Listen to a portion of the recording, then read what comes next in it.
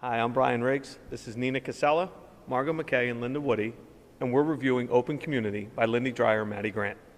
One of the reasons we picked the Constitution Center is because one of the key themes in Open Community is enabling your member as a citizen of your community. And what better place than right across from Independence Hall? Every book has an introduction. How did this book do in setting the stage? Great question, Linda.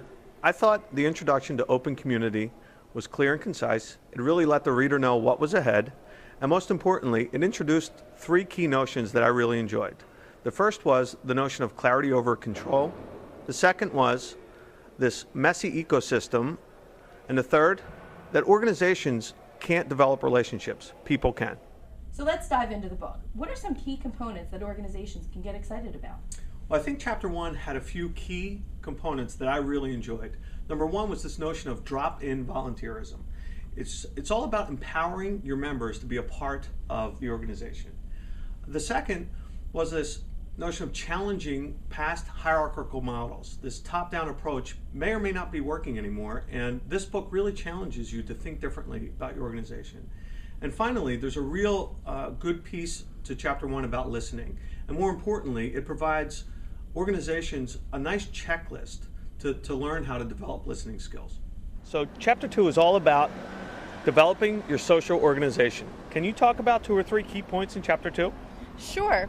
Chapter 2 does a great job of defining roles, mapping out strategies, breaking down silos, and defining a clear direction. Chapter 3 dives right into this notion of the messy ecosystem. Margot, what were 3 key takeaways from Chapter 3? Okay, Brian, 3 key points that the chapter made was the notion of being passionate in self-organizing, the fact that the home base is the heart of the messy ecosystem, and then a compelling argument that if you have nothing worth mentioning, maybe you shouldn't exist at all, to really get folks thinking about the contributions they're making to their online communities. Hi, it's Brian Riggs again, and Liz, we missed you in Philadelphia yesterday, but we're here today on the periphery of Philadelphia in suburban New Jersey to talk about Chapter 4, Empowering the Periphery. Hi, Chapter 4 was a really great chapter. It made me rethink how I approach online community. One major takeaway was that associations should rethink how they're approaching membership versus their online community. Your membership might not necessarily be completely present online, and your online community might not be members, so approach each audience differently. Another was the notion of the social customer relationship management. That's basically using the data obtained through social engagement and using that information to drive your programming and drive greater value to membership. Third is catering to the curious. Identify those front runners in social media and provide content, really engage them and allow them to play into your strategy. Chapter 5 talks about this notion of participant-defined engagement. Nina, can you talk a little bit about that? Sure. In this chapter, they defined citizens and champions.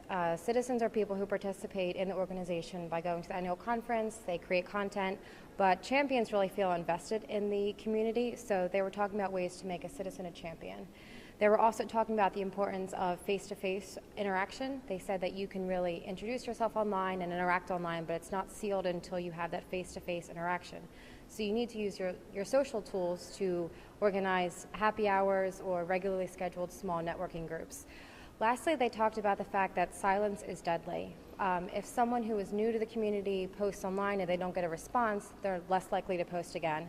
So they came up with this idea of creating a game where you get points for each time you engage. So each time you engage, you increase your reputation. Open Community did a good job at challenging pre-existing models, offering up roadmaps for success, and really looking at your community in a different way. We found it to be an engaging book and highly recommend it for any organization. We hope you enjoyed our review of Open Community. This is the AH team signing off from Philadelphia.